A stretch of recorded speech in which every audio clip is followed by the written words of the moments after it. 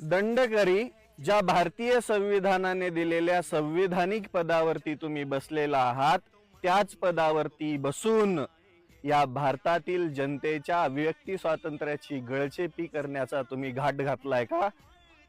तुम्ही एवढं मोठं बीफ साम्राज्य चालवताय असं कारवान मॅगझिनने सांगितलं या महाराष्ट्रातील, या भारतातील जनतेला. आम्ही फक्त तो रिपोर्ट जनतेला सोप्या भाषेमध्ये समजून सांगितला. पण तुम्ही नोटिसा द्यायला कोणाला चालू केलं? ज्यांनी या सगळ्या रिपोर्ट वरती व्हिडिओ बनवले त्यांना.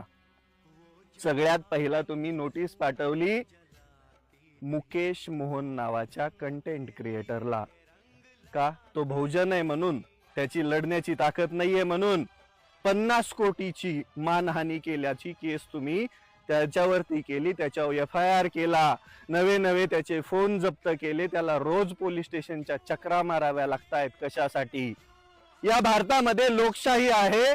लोकशाही मार्गाने आम्ही बोलत असताना अभिव्यक्ती स्वातंत्र्याची गळचेपी करण्याचा अधिकार तुम्हाला कोणी दिलाय?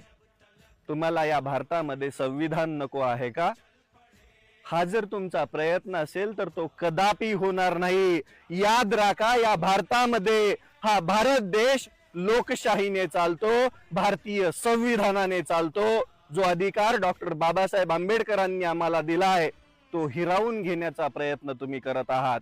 तुम्हाला मानहानीची केस करायची होती तर ज्यांनी हा रिपोर्ट काढला त्यांच्यावरती करायला पाहिजे होती तुम्ही. तुम्हाला काय वाटलं या कंटेंट क्रिएटर वरती दबाव पाडून तुमच्या विरुद्ध बोलणाऱ्यांची तोंड तुम्ही बंद करू शकता का? बिलकुल नाही. महाराष्ट्रात क्रांतीचा उदय होणार आणि त्याची धग तुम्हाला सोसणार नाही. अजून पण सुधरा. दिलेली नोटीस माघारी घ्या. तुमचा धिक्कार आहे, तुमचा जाहीर निषेध आहे. मुकेश मोहन सोबत अख्खा भारत देश उभा आहे आणि त्याची प्रचिती पुढच्या दिवसात तुम्हाला येणारच.